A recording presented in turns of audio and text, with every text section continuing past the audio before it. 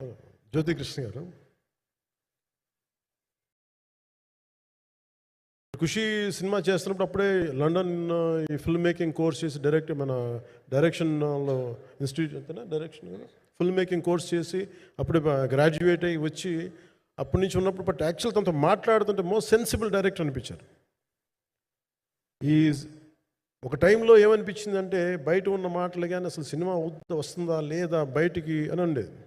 కానీ మాకు ఎప్పటికప్పుడు నీరసం పడిపోయినప్పుడల్లా నాకు నీరసం వచ్చేసేది.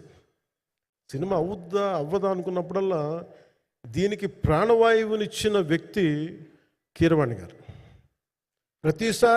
ప్రతిసారి వర్క్ చేసి నేను ఎందుకంటే సినిమా చివరి దాకా నేను నమ్మను. ఎప్పుడు నేను ఒక సినిమాని నేనేం నమ్ముతాను, చిన్నప్పటి నుంచి వెరీ ఫార్మేటివ్ ఇయర్స్లో నుంచి కూడా ఒక మంచి సినిమా గురించి నువ్వు మాట్లాడక్కర్లా, రిలీజ్ అయితే బాగలేకపోతే ఎలాగ మాట్లాడక్కర్లా.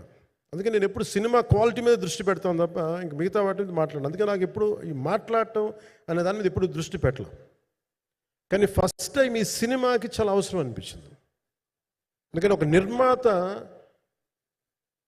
నిర్మాతలు కనుమరుగవుతున్న ఈ సమయంలో ఒక బలమైన సినిమా తీసి ఒడిదుడుకుల్ని తట్టుకోగలిగి ఒక నిర్మాత కనుమరుగవ్వకూడదు.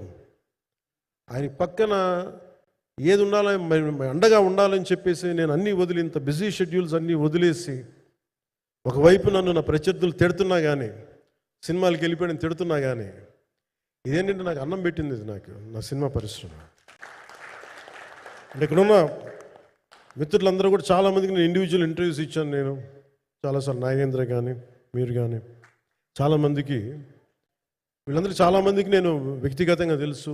కాకపోతే నాకు సినిమా అంటే నేను సినిమా గురించి ఎక్కువ చెప్పలేక ఎక్కువ మాట్లాడలేను. కానీ బట్ నాకు నిజంగా సినిమా మీద అపారమైన గౌరవం, సినిమా మీద అపారమైన ఆసక్తి, నాకు ప్రాణవాయువు అది. Story telling is a necessity for each and every individual. So cinema అది మనకు కల్పిస్తుంది, సినిమా మనకి అలాంటి. కానీ ఈ సినిమా ప్రత్యేకించి చాలా ఛాలెంజింగ్ సర్కమ్స్టాన్సెస్లో, చాలా ఒడిదుడుకుల్లో, యాడ్వర్స్ కండిషన్స్లో కూడా మనస్ఫూర్తిగా దీన్ని ముందుకు తీసుకెళ్ళి ఆర్థిక ఇబ్బందులు ఎన్ని వచ్చినా కానీ, అంటే నాకు పొలిటికల్గా పేరుండొచ్చు, దేశవ్యాప్తంగా నేను తెలిసి ఉండొచ్చేమో, కానీ సినిమా పరంగా వచ్చేటప్పుడు నేను చాలా హీరోస్తో కంపేర్ చేస్తే వాళ్ళందరికంటే చాలా తక్కువ నేను. సో దానికి ఉండే ఇబ్బందులు దానికి ఉంటాయి. మిగతా వాళ్ళకి బిజినెస్ అయినందుకు నాకు బిజినెస్ అవ్వదు, వాళ్ళకి వచ్చినందుకు నాకు రాకపోవచ్చు. ఎందుకంటే నా దృష్టి, నా కాంపిటేటివ్నెస్ ఎప్పుడు నేను సినిమా మీద పెట్టలేదు. నేను ఇప్పుడు సొసైటీ